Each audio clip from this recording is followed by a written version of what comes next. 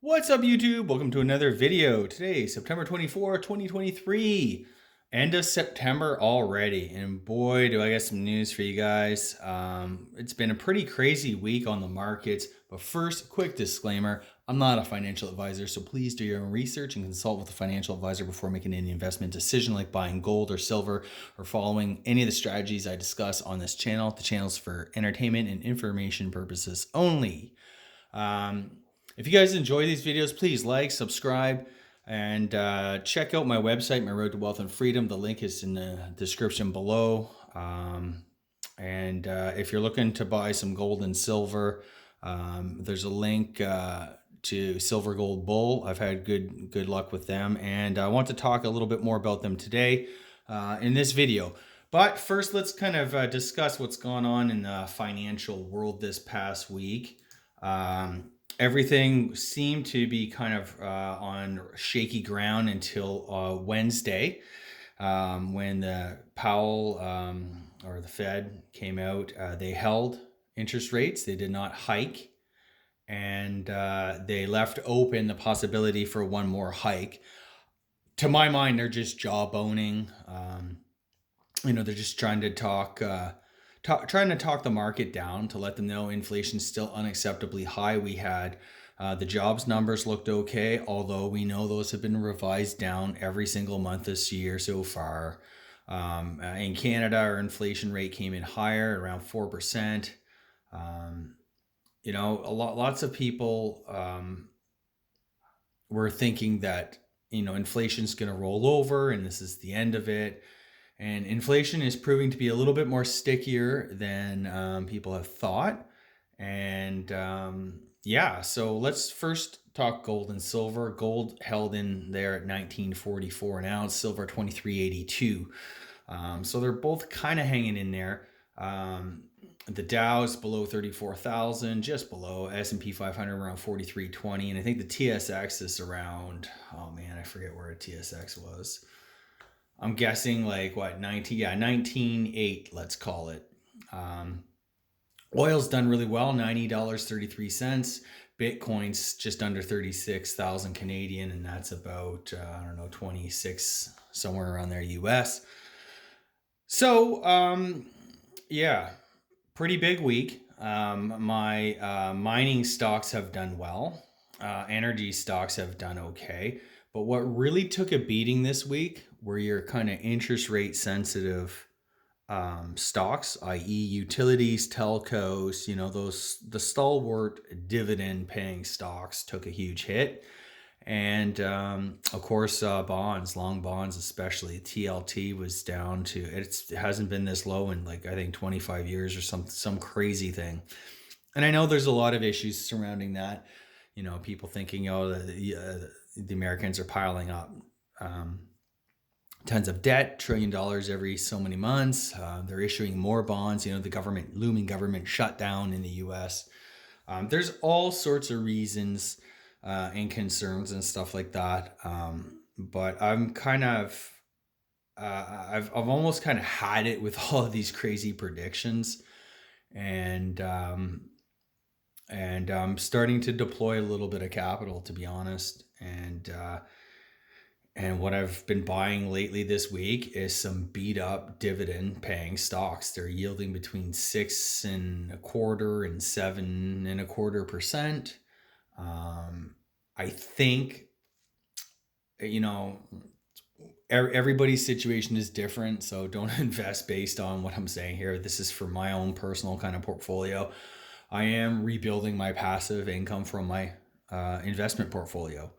And a few years ago, I sold off a good portion of my equities, a lot of my stocks and stuff like that. And I took that money and I paid off my home mortgage. So I'm not caught in this, high interest rate environment and stuff like that. I think it was a smart move at the time. It took a while to play out. It took about maybe a year. I was probably about a year too early, I think. But that's the old saying, right? It's better to be a year too early than one day too late. And it's a good thing I did, because a lot of the stocks that I sold off were these solid, good dividend paying stocks. And they're like, it's basically the utilities and banks and pipelines, that type of stuff. And I don't regret that for a moment. I wasn't really sure at the time how that would play out. I do know that, the more, it's one of those things, the more money that we have to work with, the more important it is to make prudent and sound financial decisions. And, and that's assessing risk, real risk. If you have a large mortgage on your home and you have, a stock portfolio that has done well because of QE and 0% interest rates and all that stuff, well, then you might want to kind of switch things up. Or at least that was my thinking a couple of years ago. And it turned out to be pretty good. So, yeah. So what I've been doing ever since, though, is I was just kind of hoping for a situation like this to materialize. I wanted to see these good, solid dividend paying stocks to be basically taken to the woodshed and let me buy in. Now I have no debt. I have a good position in gold and silver. I have a lot of my funds are just in straight money market interest, short term T bills, that type of thing. And you know what? I'm good with that. I'm getting over 5% just waiting. I have a good position, speculative position in gold and silver miners. I have a decent sized position in energy. And now I'm kind of biting at these, rate sensitive stocks. I'm thinking telcos. Some of my pipeline stocks are just beaten up, and even some certain of the Canadian banks are kind of looking, or at least some of them, two of them in particular, are kind of getting down into the range where I think, you can start nibbling away at them. Of course, there could be a huge correction coming on the horizon. I think that's probably quite likely given the housing market situation and the amount of debt here in Canada. And I'm looking at these opportunities. I'm still kind of nibbling away. I'm slowly building. I'm not all in. I didn't, go from, a huge cash position to all in on stocks. I would not recommend that at this juncture, at least. But I do recognize a decent value when I see it, and I'm slowly starting to nibble and reestablish some old positions that I had. I'm looking at the yields on these stocks. BCE is one of them. Over 7%, 7.25%. I mean, 10 years ago, people would kill to have that yield. Enbridge, another one that's 7.5% to 8% range. TransCanada Pipe. TELUS Corporation 6.3, Bank of Nova Scotia I think 6.3 or 6.4, something like that. These are stocks that people would have killed to get these type of dividends for 10 years ago, and now they're all on sale. And I remember 10 years ago looking back thinking like, oh man, in the early aughts, as like these stocks had similar type yields, and I was just thinking like, oh man, like I wonder what was going, like, I wish I got them at that price. I wish I got them at that yield. Even some REITs are getting up to around nearly 10% yields and stuff. And, I was thinking like, of course, that's when you get the FIRE movement kick in and live off the dividends and all that stuff. But what was going on back then, and I recognized this at the time, was you could get, a safe 5% yield on government bonds or something like that, or 4% yield in a high interest savings account or something like that. So that made these dividend stocks a lot less attractive, hence the higher yields. So again, none of this is real investment advice, but, I am recognizing, there is some value here, especially, in this community, we believe that interest rates are going to come crashing down. The Fed's going to kick into QE again. They're going to be doing all sorts of stuff. And it's basically the currency that's going to kind of take the hit and stuff like that. So, to be invested into some solid corporations that are paying a decent income that we can use that money to live off of or convert to gold and silver or whatever, whatever it may be. That's something that I'm thinking of. And anyways, I just think that's kind of prudent diversification of income, especially, if you lose your job and you're getting a good solid, you have a good solid dividend income from, a decent portfolio, you could maybe kind of weather that storm and not maybe even need to go back to work. That's the whole kind of position of the FIRE movement. So, and with yields on companies that we use their services every day, like telecommunications and stuff like that, I mean, there's other things too. There's these companies tend to have higher debt loads, right? So higher interest rates make it a bit struggle for them to kind of pay there's always the threat, what if they cut their dividend? Investing, there's no free lunch in investing, and there's no sure thing, but I do see value, and I do see, a chance to scoop up some pretty decent yields for companies that have been around for a long time. And I'm betting that they're going to continue to pay these dividends and increase them over time, and as things kind of normalize. So, anyways, that's my spew on what I've been doing investing wise. Again, I still have a pretty decent, sizable cash position in that, but it's all in balance. That's the name of the game.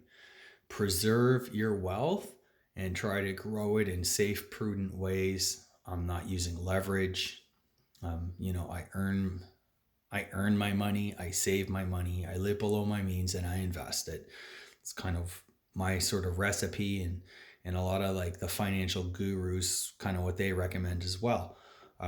So let me just stop right there and kind of get into the gold and silver piece. I've decided I found a decent price on a half ounce gold Canadian maple.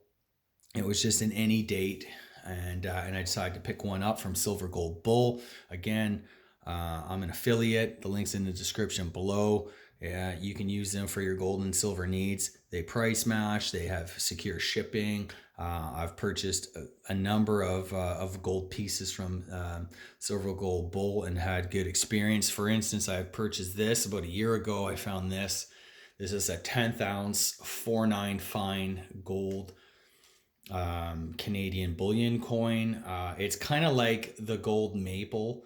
What they do periodically, the Royal Canadian Mint, on some of their bullion coins, they will celebrate some type of